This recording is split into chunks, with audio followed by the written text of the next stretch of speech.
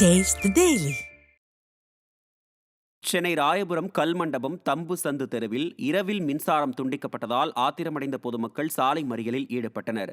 சனிக்கிழமை இரவு 9 மணி முதல் மின்சாரம் துண்டிக்கப்பட்டது குறித்து மின்வாரிய அலுவலகத்திற்கு தொடர்பு கொண்டதில் 1 மணி நேரத்தில் சரி செய்யப்படும் என தெரிவிக்கப்பட்டது. ஆனால் இரவு முழுவதும் மின்சாரம் வராமல் இருந்ததால் கடும் கொந்தளிப்புக்கு ஆளான பொதுமக்கள் காலையில் மின்வாரிய அலுவலகம் சென்று கேட்டபோது அதிகாரிகள் அலட்சியமாக பதிலளித்தனர். இதனால் ஆத்திரத்தின் உச்சத்துக்கு சென்ற பொதுமக்கள் ராயபுரம் கல் மண்டபம் சிக்னல் அருகே சாலை மறியலில் ஈடுபட்டனர். மக்களின் தேவைகளை நிறைவேற்றாமல் ஊழலே முழு மூச்சாக இருக்கும் ஸ்டாலின் மாடல் அரசுக்கு வரும் தேர்தலில் நிச்சயம் பாடம் புகட்டப்படும் என பொதுமக்கள் தங்கள் வேதனையை வெளிப்படுத்தினர்.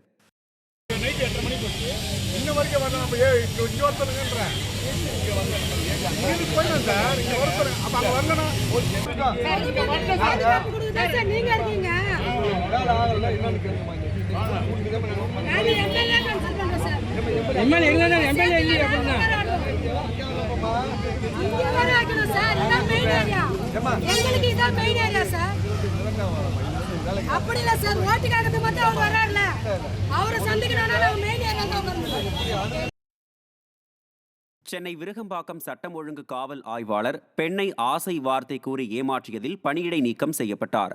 கடந்த 6 மாதத்துக்கு முன்பு துபாயில் இருந்து புகாரளிக்க வந்த பெண்ணை காவல் ஆய்வாளர் கண்ணன் ஆறுதல் கூறி மயக்கி தன்வசப்படுத்தினார். அத்துடன் புகார் மனு மீது நடவடிக்கை எடுக்காமல் புகாரளிக்க வந்த பெண்ணுடன் காவல் ஆய்வாளர் பல இடங்களுக்கு இன்பச் சுற்றுலா சென்று உல்லாசமாக இருந்ததாக தெரிகிறது. இந்நிலையில் கடந்த சில நாட்களாக ஏற்பட்ட மனக்கசப்பில் நெருங்கி பழகிய பெண்ணின் அழைப்பை காவல் ஆய்வாளர் கண்ணன் நிராகரித்தது குறித்து புகார் அளிக்கப்பட்டது. இதையடுத்து ஆய்வாளர் கண்ணன் பணியிடை நீக்கம் செய்யப்பட்டார். இதுபோன்ற காவல் ஆய்வாளர்களை வைத்துக்கொண்டு ஸ்டாலின் அரசு எப்படி பெண்களுக்கு பாதுகாப்பு கொடுக்க முடியும் என பொதுமக்கள் விமர்சிக்கின்றனர். கடலூர் மாவட்டம் காரணப்பட்டு கிராமத்தில் உள்ள அரசு நெல் கொள்முதல் நிலையத்தில் 25 நாட்களாக நெல்மணிகள் வெயில் மற்றும் மழையில் நனைந்து வீணாவதாக விவசாயிகள் குற்றம் சாட்டியுள்ளனர். காரணப்பட்டு கிராமத்தில் செயல்படும் நெல் கொள்முதல் நிலையத்தில் சுமார் 15க்கும் மேற்பட்ட கிராமங்களைச் சேர்ந்த விவசாயிகள் அறுவடை செய்த நெல்லை விற்பனை செய்ய எடுத்து வருகின்றனர்.